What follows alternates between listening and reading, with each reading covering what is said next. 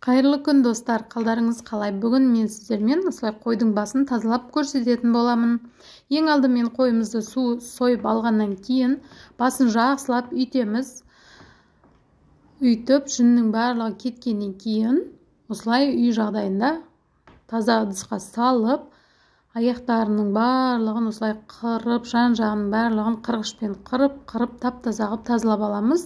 Осы екі аяғының ортасында кішкене без болады, сол безін алып тастаймыз. Және де осы сирақтарының жанында қара-қара болып қалып кеткен жүндер болатын болса, соларды алып тастауымыз керек. Және осы аяғының басында кішкене галошы болады, сол галошында шешіп тастауды ұмытпаңыздар. Кей кезде сол шешілмей қалып кетуі мүмкін, соған мұқият қараңыздар. Осылай барлығын тап-таза қылып, қырғышпен қырып бездерінің барлығын ұмытпай алып алатын боламын. Достар, менің арнама тіркелмеген болсаңыздар, тіркеліп, қоңырауша белгісін басып кетуді ұмытпаңыздар. Алдағы уақытта да өте пайдалы видеолармен бөлісетін боламын. Аяқтардың барлығын осылай тап-таза қылып жуып аламыз. Бұл аяқтардың негізі денсаулыққа пайдасы өте жақсы. Бұның өзін қайнатып жегенге жаңа тізде ауырған, буын ауырған ауруларға жақсы көмектесетін болады. Және осы аяқтардан холодец жасап жесеңіздер де өте керемет. Холодец те күшті болып шығатын болады.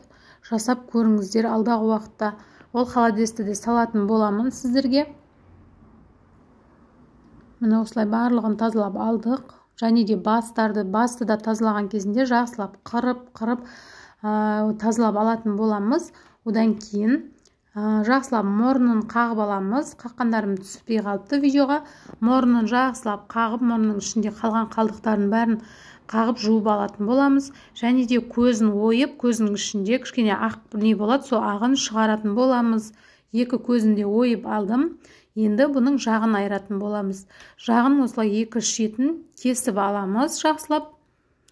Одан кейін қолыңызбен былай бөлсеңіз бөлінетін болады. Мына екі жағында жақсылап кесіп жатырмын.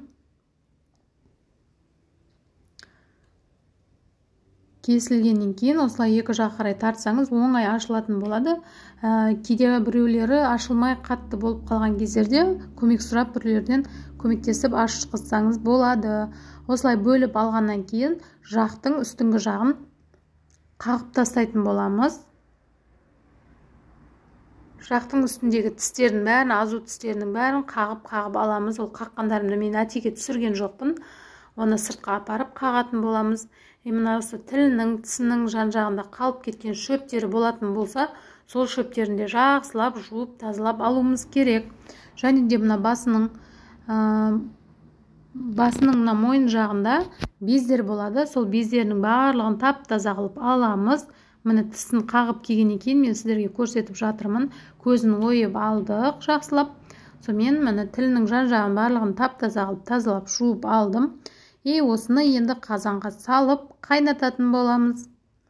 Қазанға басты, аяқтарды салдым. Және де ішектерін салып, қарындарын салып қайнататын боламыз.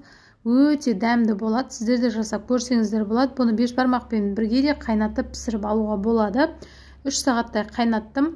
3 сағаттан кейін алып жей берсеңіздер болады. Мінекей бізде дайын болды. Ішек қарындарымыз, аяқтарымыз барлығы дайын. Осылай ішектерді өріп дайындап алдым.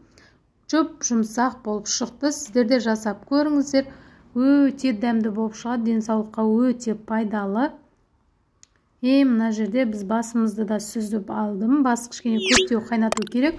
Басын осылай қасқалауды ұмытпаңыздар. Мына жерде көп қайнағандықтан сырты жыртылып кетті. Бізге аз болсын. Сіздер де жасап көріңіздер.